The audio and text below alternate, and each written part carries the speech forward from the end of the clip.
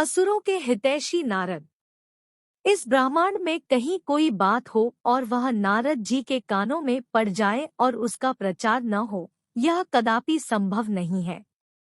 उन्हें तो संचार तंत्र का आदि गुरु कहना अधिक उपयुक्त होगा। बैकुंठलोक से चलकर नारद जी सीधे मथुरा के राजा अत्याचारी कंस के पास पहुँचे। कंस ने नारद जी का समुचित आदर सत्कार किया और उनके दर्शनों के लिए आभार प्रकट किया। कुछ पल शांत रहने के बाद नारद जी ने कंस से कहा, राजन, अब अत्याचार करना बंद कर दो, क्योंकि तुम्हारा वध करने के लिए तुम्हारी बहन देवकी के गर्भ से 8वीं संतान के रूप में स्वयं नारायण अवतार लेने वाले हैं। यह सुनकर कंस क्रोधित होकर बोला, यदि ऐसा हुआ तो मैं अपनी बहन देवकी को ही मार डालूंगा। नारद जी ने उसे समझाते हुए कहा, राजन, मूर्खता मत करो। अभी से बहन की हत्या पाप अपने सिर पर क्यों लेते हो? व्यर्थ में लोक निंदा के पात्र बनने से क्या लाभ? जब 8वां बालक होगा तब उसका चुपके से वध कर देना। सभी बालकों को मारने से तुम्हें पाप लगेगा। ठीक है देवर्षि, आप जैसा कहते हैं मैं वैसा ही करूंगा, कंस ने उत्तर दिया। लेकिन उसी समय कंस के मन में नारद जी ने शंका और डाल दी।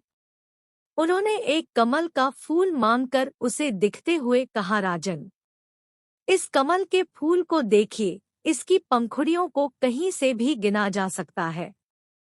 फिर यह कैसे पता चलेगा कि देवकी का कौन सा पुत्र 8वां होगा? यह सुनकर कंस सोच में पड़ गया। यह तो आप ठीक कहते हैं नारद जी। फिर तो मुझे देवकी के सारे बच्चों को मरवाना होगा। नारद जी ने उसे चेतावनी देते हुए कहा, मरवाना नहीं, मारना होगा। दूसरे पर भरोसा करना ठीक नहीं है राजन। जो काम करो अपने हाथों से करना। क्या पता कहीं चूक हो जाए तो फिर तुम्हें पछताना पड़ेगा। एक बार यदि देवकी की 8वीं संतान का जन्म हो गया तो फिर तुम्हें कोई नहीं बचा सकेगा। कंस बोला, आप ठीक कहते हैं देवर्षि, आप मेरे हितैषी हैं। मेरे ही क्या, समस्त असुरों के आप हितैषी हैं, तभी तो हम सभी आपको इतना मान करते हैं। नारायण नारायण, ठीक कहते हो राजन। नारद तो सबका भला चाहता है। लोक कल्याण ही मेरा लक्ष्य है और समय रहते सबको सचेत रहना मेरा धर्म है। कहते हुए नारद जी वहां से विदा हो गए। नारद जी के उकसाने पर कंस ने देवकी के 6 बालकों की निर्मम हत्या कर डाली। उसके पापों का घड़ा भरता चला गया। भगवान विष्णु के आदेश से योगमाया ने देवकी के 7वें गर्भ को रोहिणी की कोख में स्थापित कर दिया और देवकी के गर्भपात की सूचना कंस को दे दी गई। रोहिणी के गर्भ से बालक बलराम का जन्म हुआ। देवकी के 8वें गर्भ में स्वयं नारायण अवतरित हुए। तब योगमाया ने गोकुल गांव की गोपी यशोदा की नवजात पुत्री से देवकी के पुत्र को बदल दिया। वासुदेव ने यह कार्य स्वयं किया।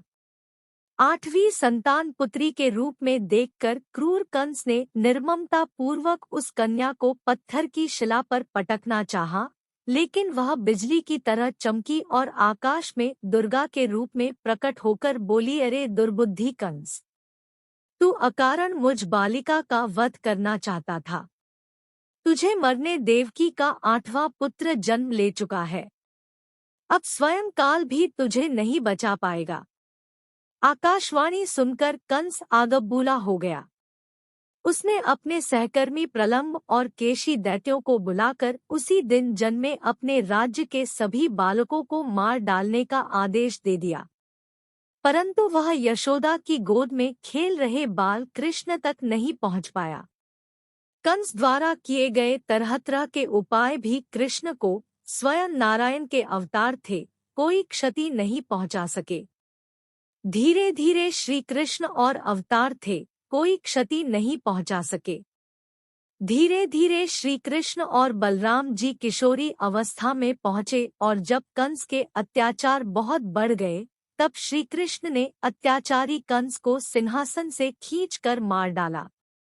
आकाश से पुष्प वर्षा होने लगी और वाद्ययंत्र बज उठे। नारद जी ने भी वीणा पर स्वरों को छेड़ते हुए अपने आराध्य देव श्री नारायण का स्तुति गान किया।